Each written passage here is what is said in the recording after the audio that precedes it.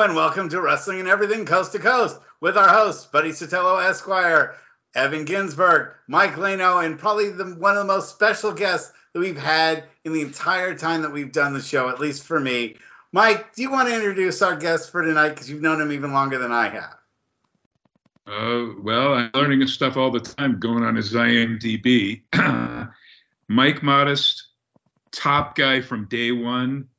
I mean, he was main event from the very start, but APW, he's wrestled all over the world. He started Pro Wrestling Iron, which has so many parallelisms to Noah Japan.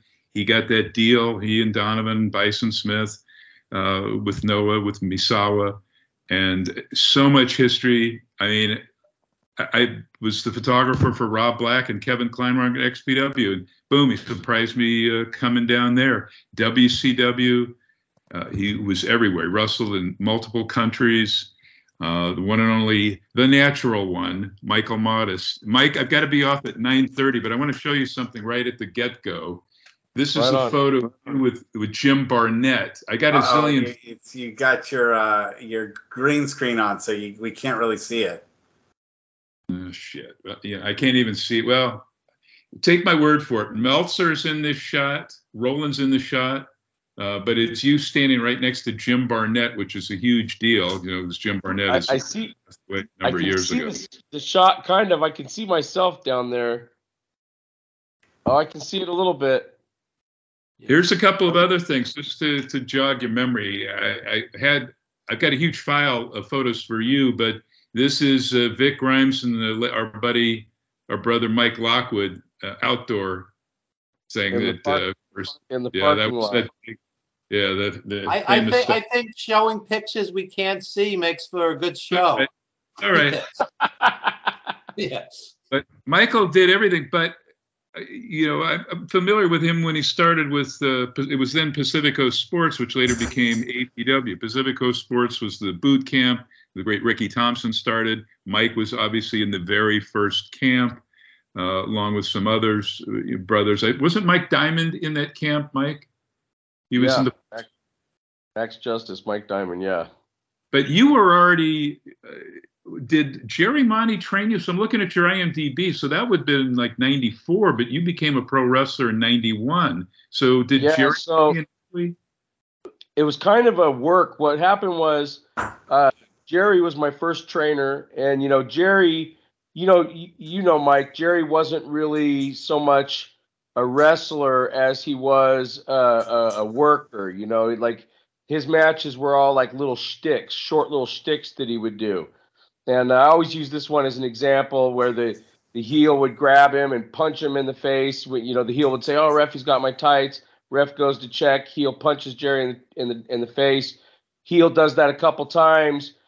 Jerry keeps complaining to the ref. He tries to get the crowd involved, and the ref don't see it. Everybody else in the building sees it, but not the referee. And then eventually the heel tries to do it one more time. Jerry blocks the headlock, turns it into his own headlock. Boom, boom, boom, punches the heel like 15 times. Big rope-a-dope. Boom, the heel takes a bump. And now the referee has seen these punches, and now the referee admonishes Jerry. So that's kind of Jerry's training. It was like short little stories, and then you put all those stories together in a match, and there you go.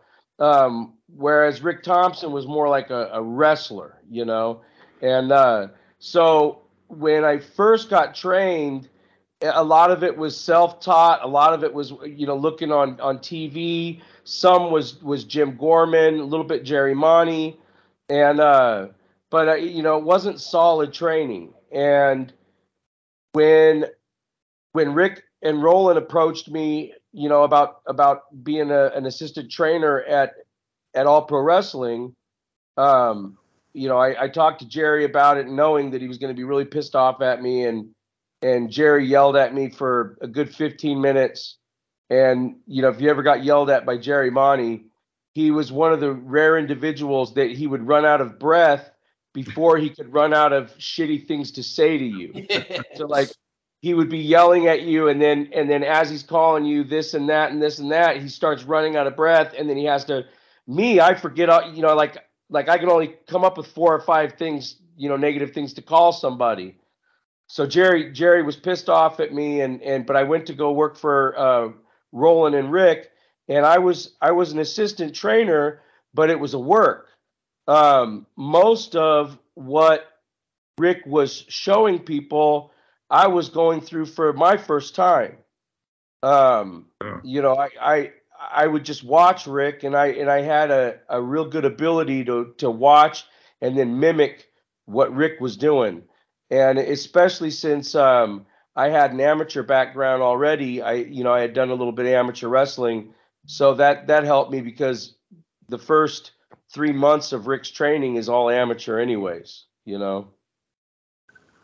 I should say this too for Evan and folks that may not know, because I became Roy Shire's photographer, and Michael Modest, who told him a million times, reminded us of a young Ray Stevens, and that's a high compliment. But these guys, Jerry Monty and Ricky Thompson, who's salt of the earth, Ricky Thompson, phenomenal wrestler, but they were journeymen enhancement talents for Shire, primarily for TV. Sometimes they'd get, openers on the Cow Palace. Even Woody Farmer, who Michael obviously knows well and worked with and worked for. But Ricky Thompson stood out. He's one of those guys. And there were others too, because Roy had, demanded excellence, and he was a real screamer. I think Jerry must have learned it from Roy, because I saw Roy ream out Woody Farmer after, I don't know, some minor thing. And Roy was a screamer, but so let me ask you too, because my time is limited. I want to jump a little bit to the formation, when you guys left and almost everybody went with you. It so resembled in 2001 the formation of Noah, because Misawa took everybody except Kawada basically with him to form Noah, and then when Iron formed, obviously that wasn't you guys weren't trying to do that intentionally, but you did leave, and almost everybody went with you, and there was this new force and vitality and stuff. I mean, even Sarah D'Amato came with you guys, and so many people came out of Iron, which was your group with Donovan and Frank, and went on to all kinds of things. It's so impressive, and your influence, remains with it today. So tell us a little about that. So did you think, gee, we're so similar with a group that, I'm a regular star of, you, Donovan, Bison Smith in Noah? I'm meaning the parallelisms between how Noah got formed from All Japan, everybody leaving Mrs. Baba, Motoko Baba, and then you guys leaving APW and forming this super entity, Pro Wrestling Iron. Yeah, I don't know. It happened really organically, and there was never a plan by Donovan and myself or anyone to leave APW and pool the talent and this and that. It was weird. It was like as soon as we started working for Noah, and Roland knew he wasn't getting a percentage of it because of the fact that I was the one that brought that deal through Ed Schumann of the NWA. Ed Schumann helped me kind of arrange that. And so since it was a thing that Ed Schumann and I were doing, I called Roland and I said, hey, we can do it at APW, or, I can get somebody else to do it. We can call Kirk White and do it at Big Time Wrestling, like it's up to you where you want to do this thing, the like tryout for Noah. And so when we got signed to Noah, Roland wasn't getting a cut of that, and it really pissed him off. And he knew that he was losing control of us, and that eventually, obviously Noah's bookings would come first, and so on and so forth. And so Roland was trying to kind of like protect himself and get himself aligned. So he went to Brian Danielson and also Spanky, who they were working down in LA at the time. I think for UPW, but right, Rick Bassman, correct? Yeah. Correct.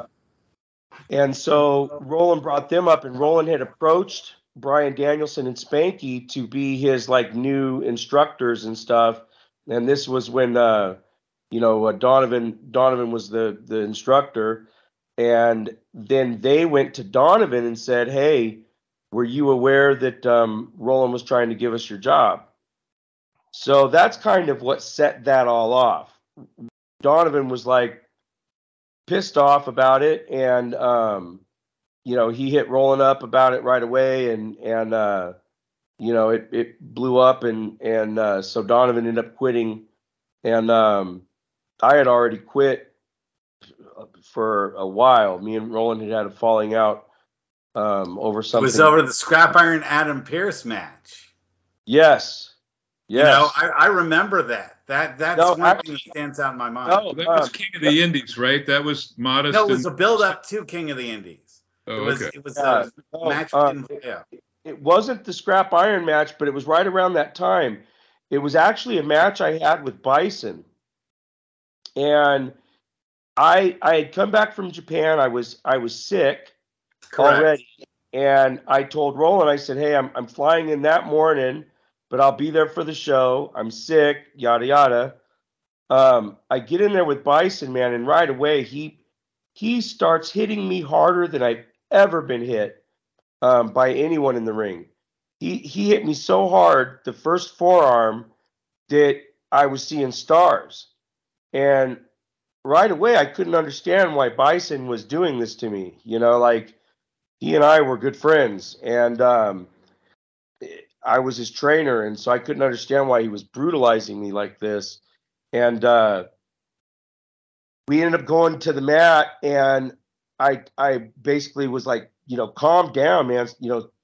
Lighten up. You're killing me, And I had taken a bad bump in that match, and Roland had us planned to go like 22, 23 minutes. And like I said, the first shot he gave me rocked me. The first forearm, I was like, whoa. And then I took a German, and that really knocked me loopy. And so the match ended up only going about 13, 14 minutes. And I'm in the locker room, and I've got ice on the back of my neck, and my head was real kind of foggy. Actually, remember, we didn't have a locker room in Vallejo. So it was just like out in the main like area. I mean, it was like tent. It was like a tent.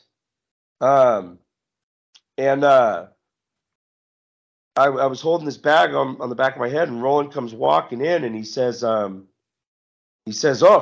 well, just to let you know, you only went 13 minutes. Supposed to go 23." I remember this exactly. You are exactly 100% right. And he was yelling at you like you guys were in a phone booth.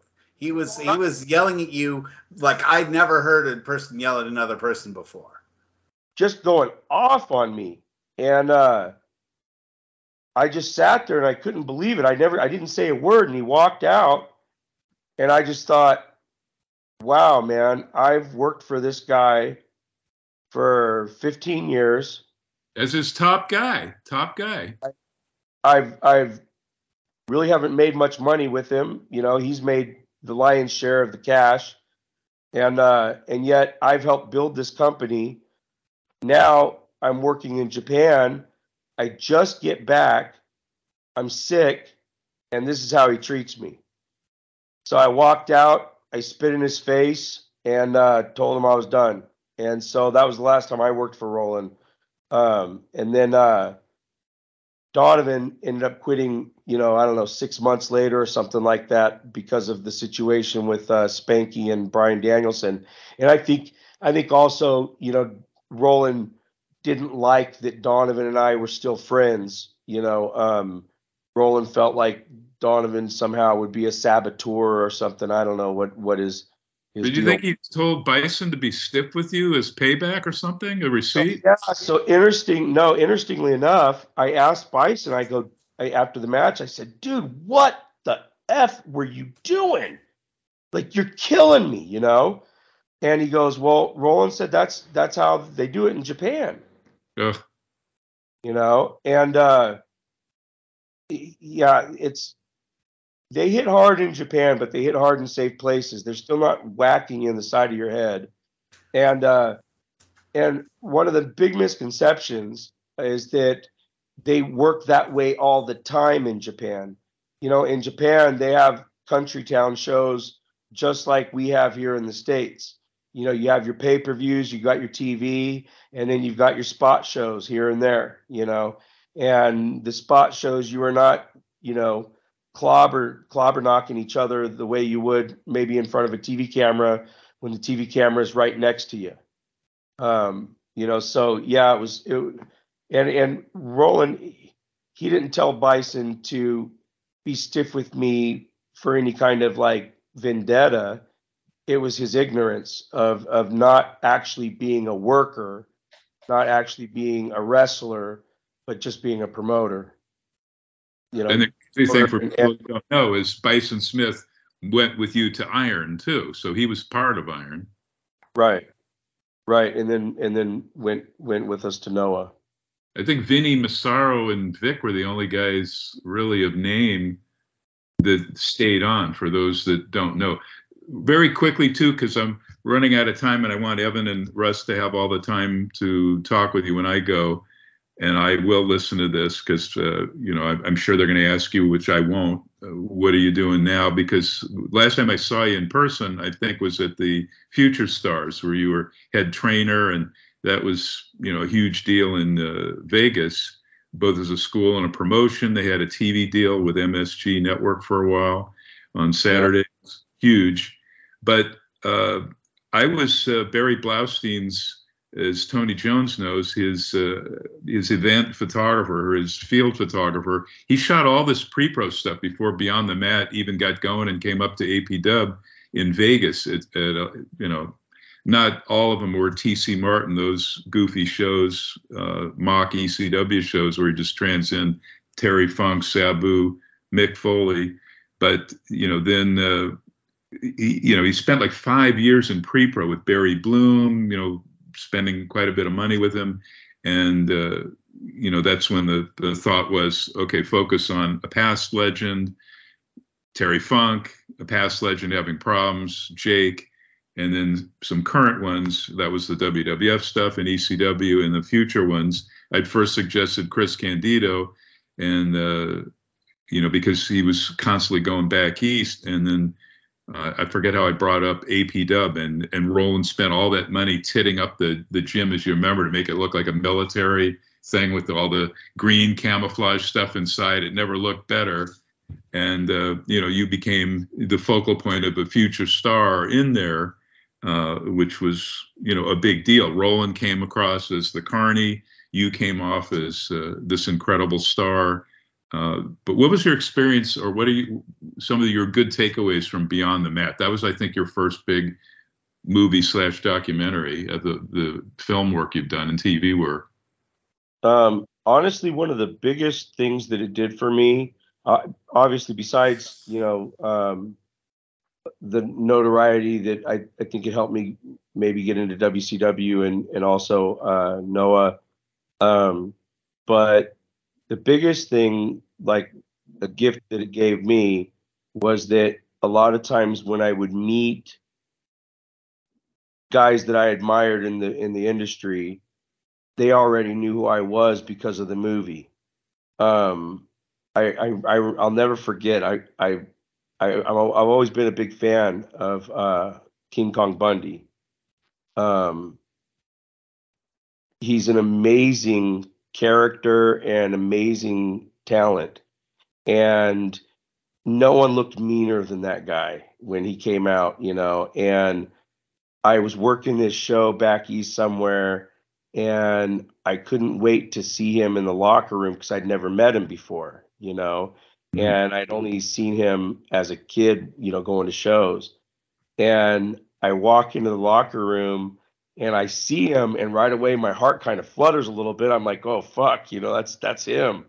And then he says, Mike Modest, holy shit. And he gets up, and man, the smile on my face must have been evident, but it made me feel so good that I didn't have to feel nervous about going up and shaking his hand and looking like a jabron or anything, you know. And he got up, and I'll never forget what he said to me. He said, "Hey, you got it. When you go back to California and you see Roland, you got to tell Roland that he has inspired me. I figure if someone as fat as him can give diet advice, well, then I'm going to start giving diet advice, and I'm going to start my own diet food line." He goes, like, why not? And but he loved the part where Roland asked the guys, he's like, are you ready to start eating right? Or something like that, and but so that was kind of cool. Terry Funk, a similar situation with Terry Funk. Terry Funk said, "Mike Modest, the biggest pop in that movie. Everywhere I've gone to see it, every premiere I've ever been to, the biggest pop in that movie is you and those goddamn cats." He goes, when you wake up in that bed with them ugly cats, he goes, the whole theater goes crazy. So it's just, funny stuff like that. Like, to me, that was a big deal, and it also let me have a tryout with WWE where I actually got to do my thing. So if you've never had a tryout with WWE, the way it works is when you get there, they tell you, okay, you got 10 minutes. And then 30 minutes before you go out, they tell you, hey, you got to cut it down to about 8. Now, while you're sitting on the gorilla position, they come up and go, hey, you're going to have to cut that down to 6. Now, when you're going out there, the referee tells you cut it to 4. And now, as you start wrestling, they tell you to go home. That's just typically the way it works, And I never had a tryout where I legit got to get in there and work and show my craft, And when Barry approached me to do the movie, I was kind of at this position where I was a little fed up, and I kind of just didn't give a shit whether I was in this movie or not, especially since it wasn't paying me. It was just one more thing I was going to do that wasn't going to, monetarily benefit me. And I told him, I said, well, I'd love to be in the movie and everything. And I said, but here's the thing, I've got to be guaranteed 10 minutes for the tryout. And then when we got to the building, they told us 10 minutes. Jim Cornette told us 10 minutes. Everybody said 10 minutes. It was agreed upon. And then we get to the gorilla booth, 10 minutes. We walk out there. The referee says, go home within 30 seconds, 40 seconds of the match. The referee says, go home. And I'll never forget, I had Tony. I don't remember if I had Tony in a headlock or if Tony had me in a headlock, but we were laying on the mat, and I think Tony had me in a headlock. And the referee says, hey, guys, you got to go home. And I just said, nope, we're not doing that. And Bruce Pritchard was yelling so loud that I could hear him on the earpiece. I could hear him yelling, does he know what fucking go home means? Tell that motherfucker to go home. Tell him to fucking go home. And I was like, no, we're going to get our 10. That's it, man. Because at that time, I already realized that I had, the WWE had no interest in me. So I was at least going to get my 10 in there. And I also had a premonition. And so when I found out that Draws was also going to be the new young guy trying to get in the business, I realized that Draws was going to be the success story, and that I was going to be painted in the documentary as the sad sack. The wah, wah, wah wasn't good enough, couldn't make it. Look at his match. It sucked. They only did a headlock, and then they went home with a small package. Bullshit. Wow. I would say that you were a real crafts person. It was artistry in the ring. Right. And it takes time, when you're gonna when you're hooking a crowd and you're telling a story. It's no different than making a movie. You can't just start the movie off, any old way you please. You've got to. It's all got to be strategic, and it's the same thing with a match. If you run in there and just start backflipping, that's not going to pop the crowd. I've seen it a million times. Guys go in there and they try to do like their best 5 moves within 30 seconds, and the crowd just could give a shit because you're not a star. The only way you can really grab them is through story, and that's why we needed our 10 minutes. And so I really appreciated the film for those two things. It gave me notoriety amongst my peers, and even more so people that I admired, and then it also got me my 10 minutes in a WWE ring where there were no shenanigans. Well, there were, but I just ignored them because I just didn't care at that point. Good for you. I got to go, but I just want to say something quickly. So I know I'm not supposed to show pictures, but this, and I've got shots of you with Too Cold Scorpio. This is his debut at APW Garage Dojo is what I called it.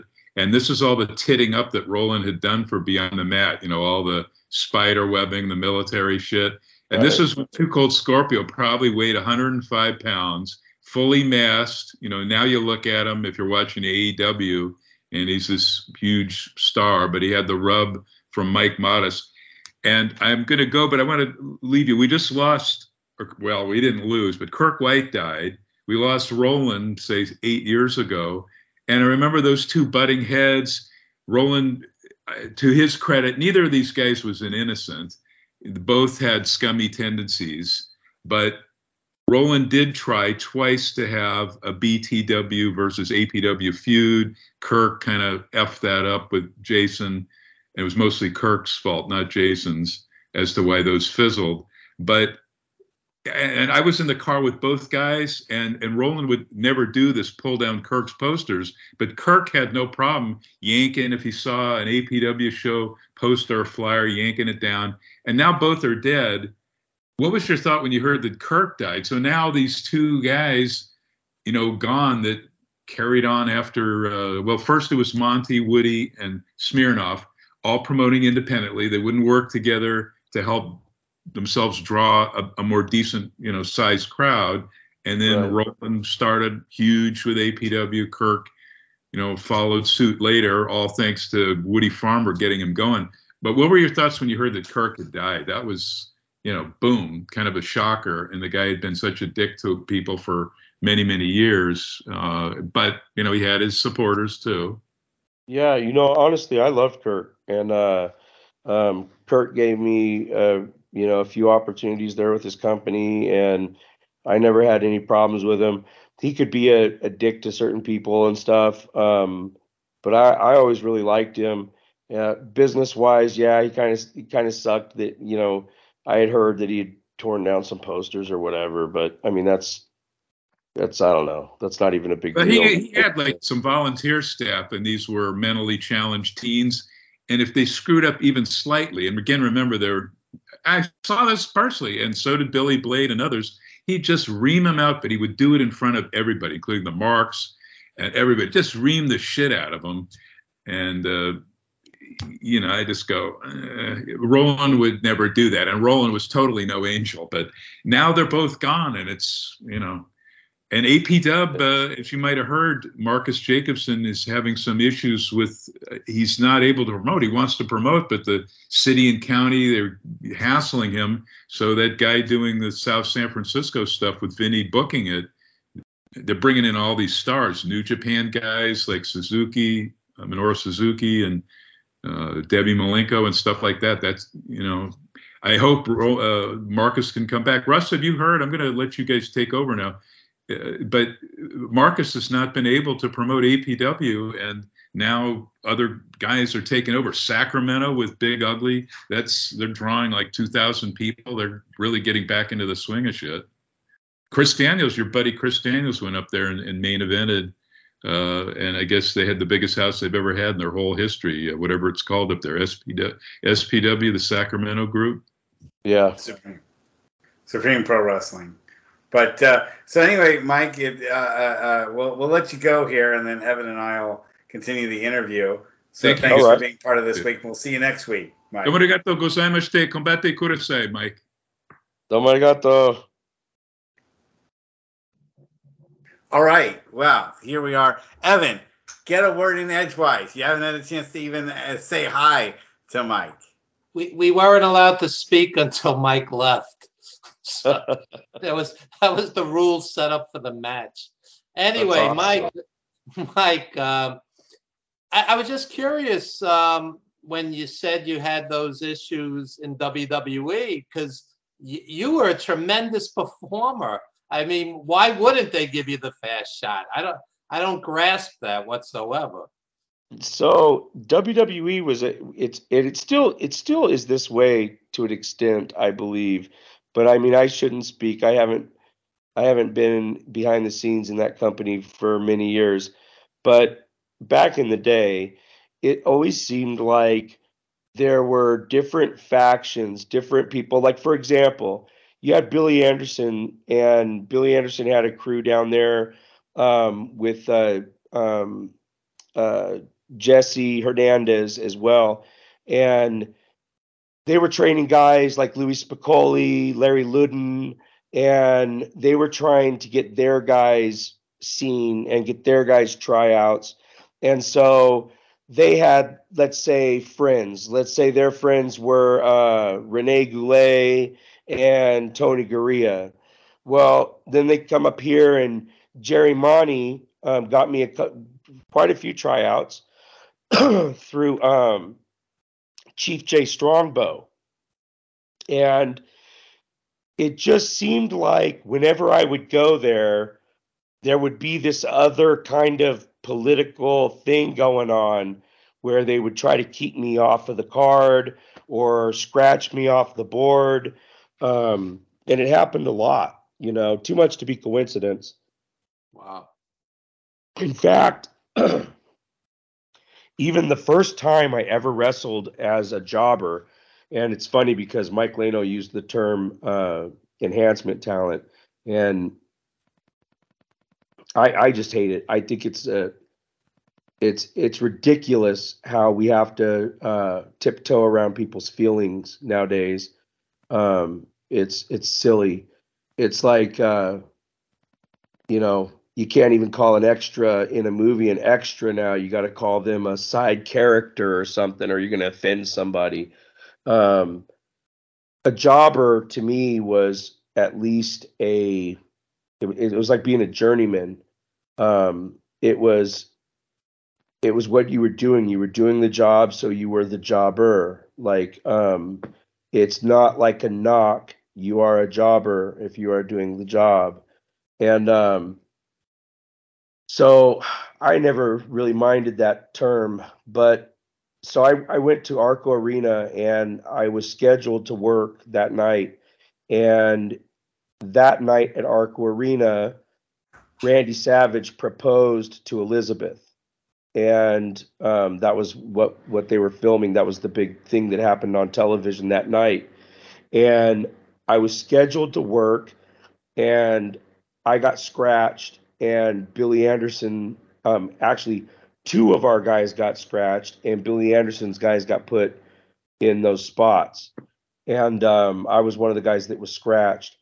And I walked, because there was a lot of ribbing in the locker room those days, because we were tougher, and you could rib us and we wouldn't cry too much about it. But because there was a lot of ribbing going on, I thought, well, you know what, probably be better for me if I just kind of went and waited in the in the parking area, but close enough to where if they needed me, I would hear them yelling for me. And I was wrestling as Mike Stone. That was the name they gave me. And so I went and stood outside there, and a limousine pulled up, and Jimmy Hart, Brutus Beefcake, and Hulk Hogan got out of the limo. And I was real nervous. I was like, oh my God, because I mean, Hogan like that. I mean, he's like a god in this business, obviously. And the first two guys walked by me, and then Hogan was walking by me. It was like the Mean Joe Green moment. And he just stopped and he looked at me and he goes, "You look nervous, kid." And I was like, "Oh, yeah, I'm a little nervous." And he asked me, he says, "Well, you know how to bump, right?" I said, "Yeah." He goes, "Well, that's all you're going to have to do is bump." He goes, "So you'll be all right." And he said, "Are you working tonight?" And I said, "I was supposed to, but they scratched me." And he said, "Well, are you going to be in Salem?" And I said, "Yeah." And he goes, "Okay, well, I'll see you there. I'll see you in Salem Arena tomorrow." And then he introduced himself, and I was like, "Yeah, I know who you are." And then the next night, I got to work Coco Beware at the Salem Arena, and of course, I was the jobber. And I was so inexperienced at the time. I had never taken the Ghostbuster, and I was praying that he wouldn't call that as the finish of the match. And as soon as he got in there, he told the referee. The referee came over and was checking me, and the referee said Ghostbuster. And I was like, "Oh no," because I didn't get a chance to even talk with Coco before the match at all. Rene Goulet walked by me, and he said, "Are you a heel or a baby face?" And I said, "I'm whatever you need me to be." And he goes, "Good answer. Come with me." And so yeah, but I to me, jobber is a good term. I think it's sad that now you can't use that term anymore. All right, Russ? Well, curtain jerking is still a thing. Curtain jerking is still if you call someone a curtain jerker, they can get a little bit upset. Can you tell us, how you got started? Because Mike Leno just sort of jumped right into that. But tell us how you got started, especially at APW, and then how that led to your being in WCW, your matches at WCW. Well, when I was 16, I belonged to something called the Vacaville Team Committee. And my friends and I convinced the team coordinator, which still can't believe we convinced her to do this. See, you couldn't do this these days. They'd be too afraid of people getting hurt and stuff.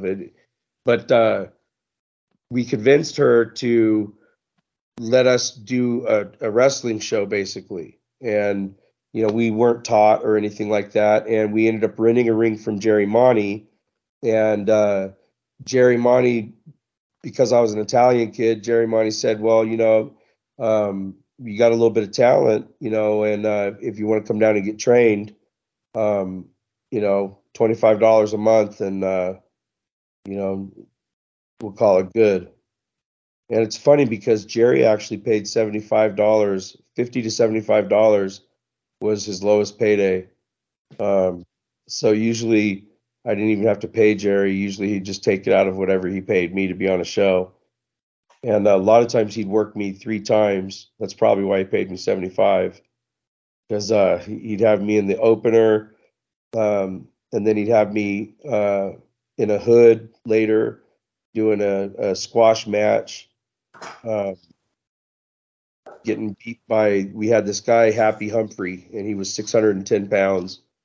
And so I'd be under a hood with another guy, and we'd get beat by Happy Humphrey, and then I'd be in the battle royal at the end of the thing.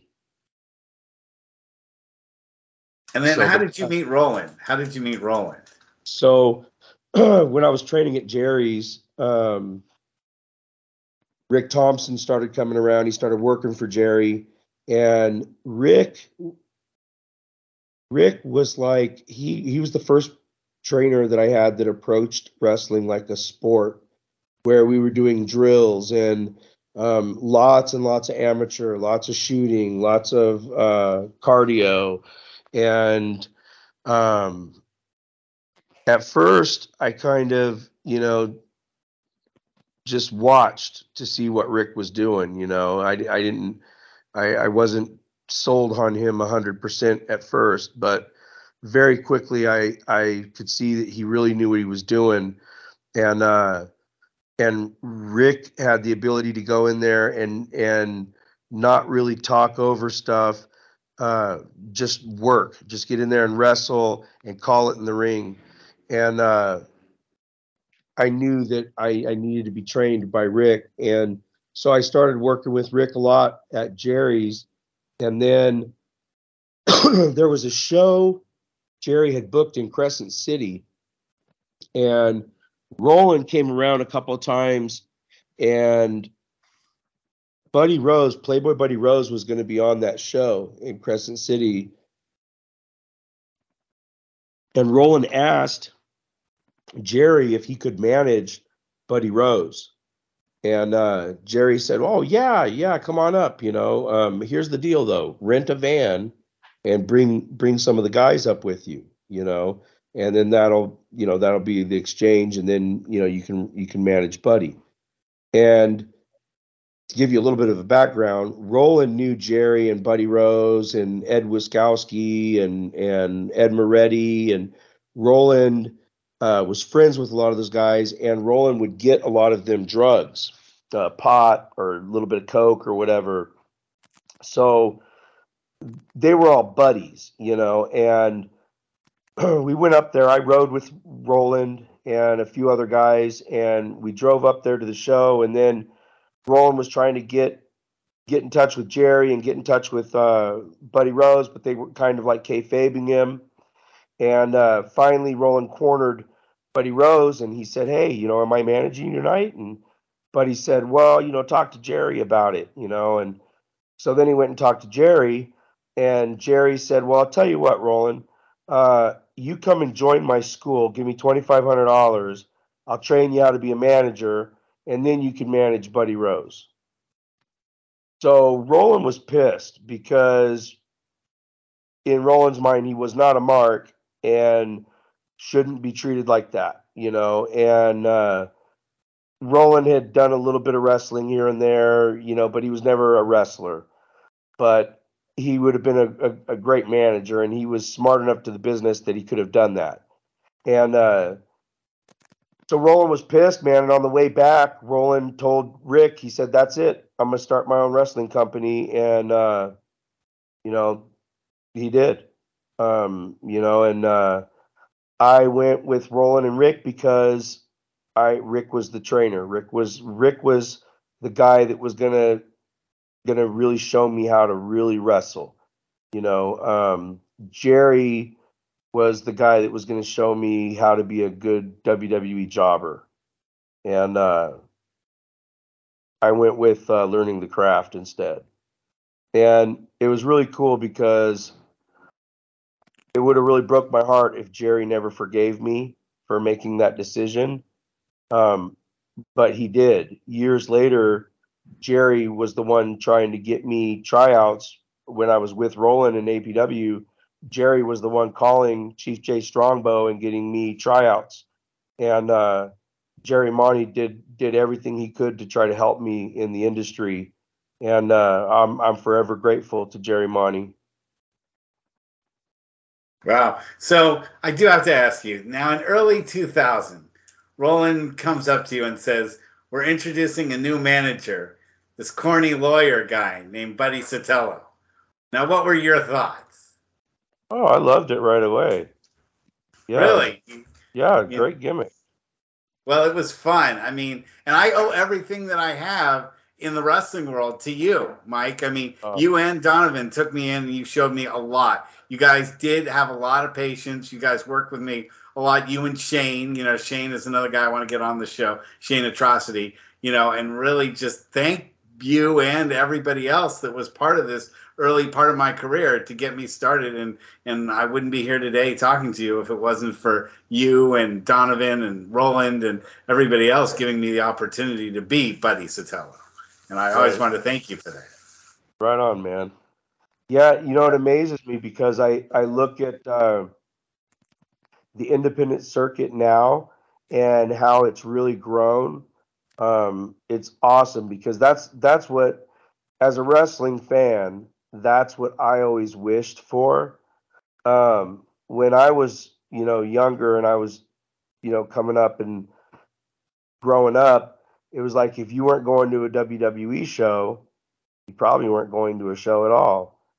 You know, there just weren't a whole lot of wrestling shows happening out here. After Big Time Wrestling closed down with Roy Shires, it really just destroyed this area.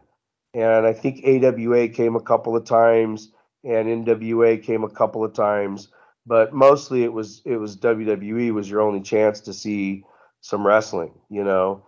And now with independent wrestling, man, it's like just everywhere. It's really blossomed everywhere, and so it's pretty cool. It's really a neat thing to see. So I'm going to throw some names at you. I don't want to totally dominate this from you, Evan, but I've been wanting to have Mike on the show for so long. So I'm going to throw some names out at you, and I'd like your thoughts. First name I'll throw at you is Mike Lockwood. Oh, man, I miss him. I think had he stayed alive, you know, because he was going to be a big part of Iron. And, you know, to show you how we were with that company, when he came to the Bay Area and we talked to him about it, we were just going to give him a piece of the company, you know, like right off the bat. And he would have been, I believe, what we needed to really kind of make things work. The problem was with Donovan and I constantly going to Japan and everything, there just wasn't enough consistency, you know. And to me, it always felt like more of a liability than an asset, you know, because there was no one there that I trusted. And but yeah, sure miss Mike, man. Old Crash Holly. Boom Really, Boom Kamini. Boom Boom Kamini. I choked him out one time, made him turn blue because he tried to shoot with me in the ring. He was a really hard-headed kind of guy, man, but I loved him very much, and it really sucks the way he went out. Yeah, miss him. Mark Smith. Another guy. Really blessed to have toured with Bison in Noah, and to have been instrumental in helping him achieve those goals and also help him get into Puerto Rico. There was this time I was never afraid of Mark. As big as he was, he always had such a gentle heart. But there was this one night that I kept fucking with his door, and I was basically playing doorbell ditch, and I had stacked a bunch of Japanese yen on his door handle, so that when he opened it, you know, it would all fall and shit. And I think I pushed it a little far, and he got really pissed off. And I actually hid it in my bathroom, and I was like, I could hear him yelling for me, "Mike, you motherfucker!" And it was probably the only time I was ever scared of Mark. But yeah. And of course, you know, your thoughts about Roland. Oh, Roland, I love Roland, and I'm really glad that before he passed, that he and I were able to, you know, we talked and became friends again, and you know, like in a lot of ways, man, he was like my wrestling dad, but I guess Rick Thompson's more my wrestling dad. Roland was like the stepfather, I think. Yeah, he was for a lot of people. I think I was, you know, talking to Donovan Morgan earlier today, and, you know, we are kind of a weird family. The whole APW Pro Wrestling Iron makes up an interesting, bizarre family when you look at it, you know, in retrospect. It does. Wrestling tends to lead to that sort of thing, actually, where you have people working so close together under such weird circumstances that, people just get to be so close, or they get so angry at each other they never want to talk to each other again, decades later. They either become the best of friends or worst of enemies. It's hard to find people in between. So what would you consider your career highlights?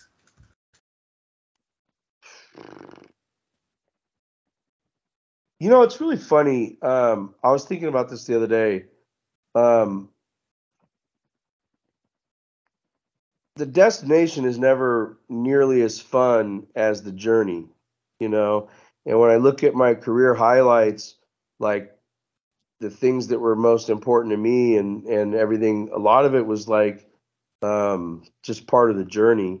For example, the first time I ever tried out for WCW, and I landed in Florida and got my rental car, and there was a problem with the rental car, and everything got screwed up, and so I was running late, but I got my rental car, and then I went to the hotel, but that was the wrong hotel. They wanted me in a different hotel, so then I had to go to this other hotel, and I'm driving in the fog, and I'm paranoid that I'm going to run off into the water and get killed by alligators, and then Kid Rock's song "Only God Knows Why" came on the radio, and that was the first time I had ever heard that song.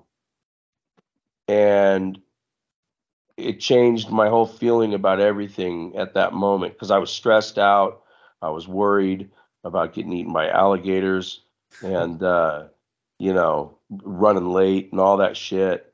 And this song came on, man, and it changed my whole perception. And that entire process of that first tryout with WCW was probably, one of my favorite things. Noah,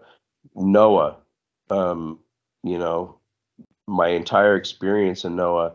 When my first tour there, after one of my matches at the end, it was at the end of the tour, and so it was at the Ariake Coliseum. I finished my match, and I went out in the concession area and I got a beer, and then I went up to the nosebleeds and I sat and I watched the rest of the card, and I just thought, I can't believe I'm really watching Misawa. I can't believe I'm really watching Jun Akiyama and Kobashi. I can't believe it. I'm watching them live. I'm in Japan. That was big. That recognition that these guys that I had been watching on videotape, and that's the only thing I could see them on was VHS copies that people sent, and then to know that, man, I'd love to buy a ticket to go watch them, but I just didn't have the money to do that. And yet here I was being paid now to go and watch this, and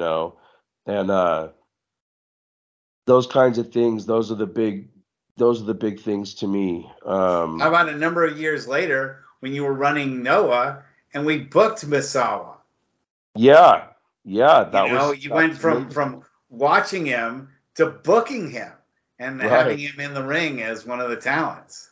Right. That was amazing.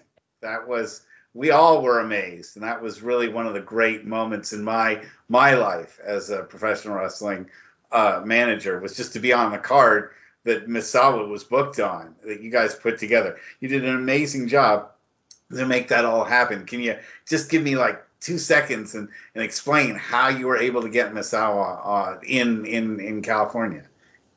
Well, when we approached Noah and Rue about it, our initial idea was to try to get some of the smaller talents, like maybe Marufuji or Little Kenta, because we assumed right away that Misawa would be out of our reach. right away, we discovered that, yes, even Marufuji and Kenta were pretty much out of our reach. The money that Noah commands for those guys when they're booking them out is very high. So the way it ended up happening is we actually paid nothing for anyone. NTV paid for everything, a Japanese TV company. And they basically, we gave them all of our footage, and they came out and also filmed it for television, and then they used it. So they paid for all of the expense, they paid for everything. So it ended up being a really like nicely worked deal for us. To pull that off was really amazing. And then what's funny is Ring of Honor saw that we did it, and so the Ring of Honor was like, well, shoot, we better do that too. But Ring of Honor right away, they started just paying them, absorbent prices, $10,000, $15,000 for a match, for guys like Kobashi and stuff like that. I mean,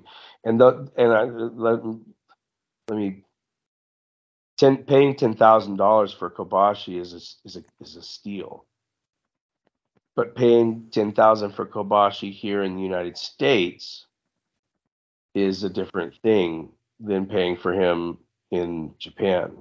So it's economically, it just doesn't work out very well, unless you have some other kind of deal worked out like we were doing. And that's what we were trying to do. We were trying to bring them in with sponsorship. We were trying really hard to find Japanese sponsorship that would want Japanese stars out here.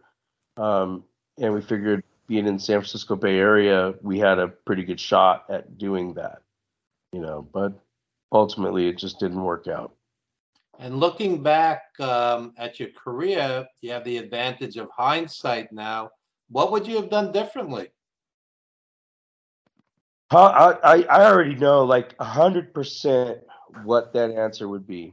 So I'm a big believer in our brain and our mind's power to form our reality. When Matt Hyson first came to APW, he was just this like skinny kid that his girlfriend broke his heart, and he was a school teacher guy.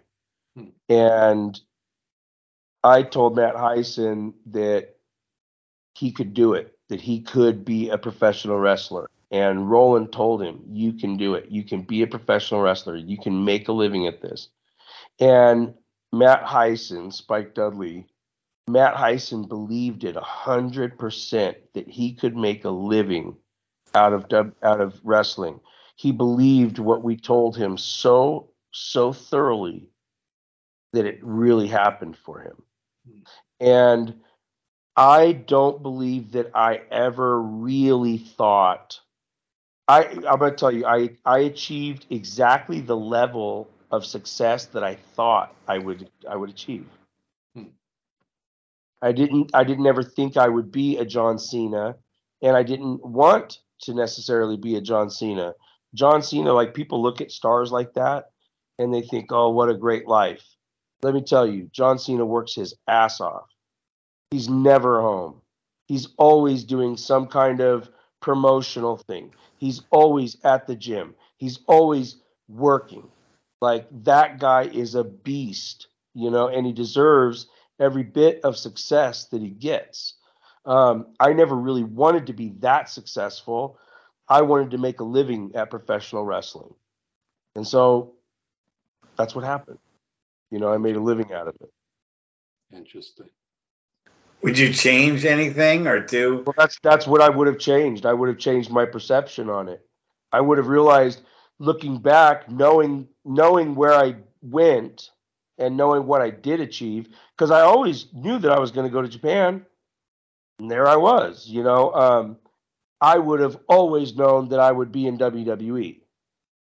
I would have known that more. and I believe I would have made it happen. But even, it's even like even WCW. I got in there twice, and the first time Kevin Sullivan was going to put the cruiserweight belt on me. I was going to beat the Artist, and they ended up making it a non-title because Kevin Sullivan was fired. When I went there to South Padre Island that day, Kevin Sullivan was fired, and Bob Mould was fired, and Bischoff and Russo were hired back, and they put out a basically a thing like, hey, no belts are to change hands. We're coming back. We're in charge of story now, blah, blah, blah. So they changed it to a non-title match, but I still beat the Artist. And then Bischoff brought me back against Daniels for our tryout, and he hired both Daniels and I. And what he was going to do with me, I loved. Chris Candido and I were going to be a tag team, and we were going to be Scott Steiner's mini-me's, like his minions. And so you got Scott Steiner, the big blonde dude with big giant muscles, and then you got these two little guys, blonde guys with big muscles for little guys, for smaller guys. And but ultimately none of that happened. It just didn't come to fruition. And but I'm not one of those bitter people. Like I love everything that the business has given me. And it was hard for me to have a Noah kind of schedule where, I would go work for 4 to 6 weeks, and then I'd be home for four to 6 weeks. I can't even imagine working a WWE schedule where you're gone 280 days a year. That's what the 350 days is all about. Yeah, right. With Evan.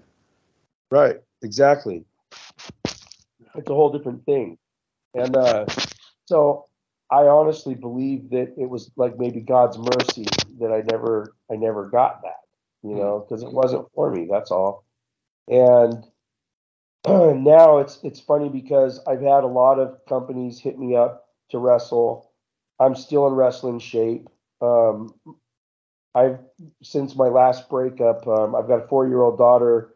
I was with her mom for 11 years, and we separated about 7-8 months ago.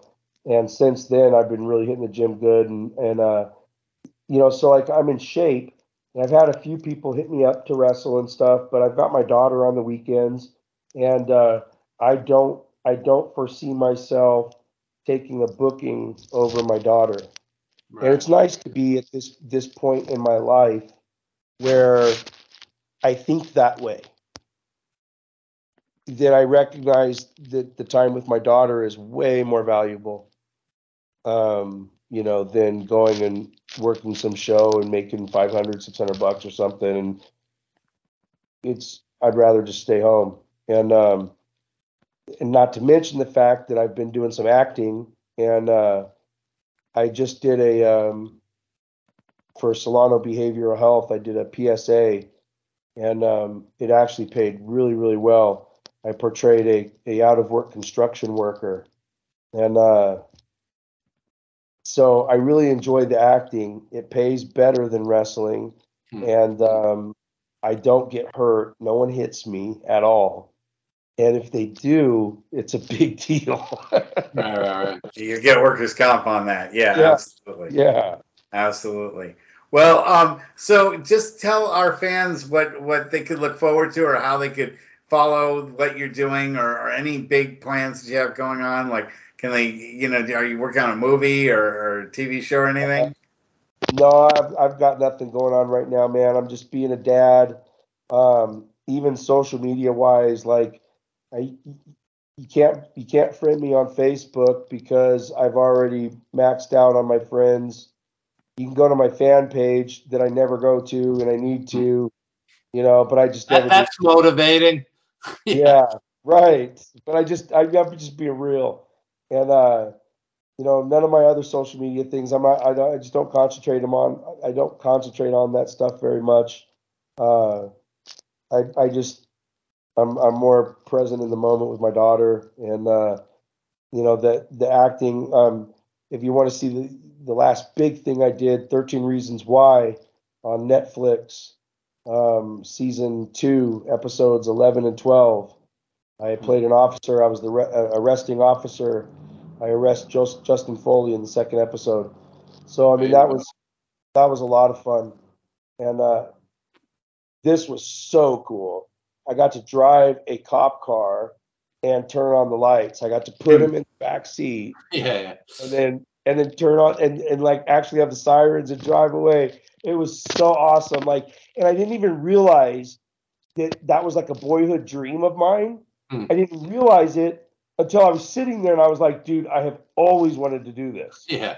This is so awesome. So yeah, man.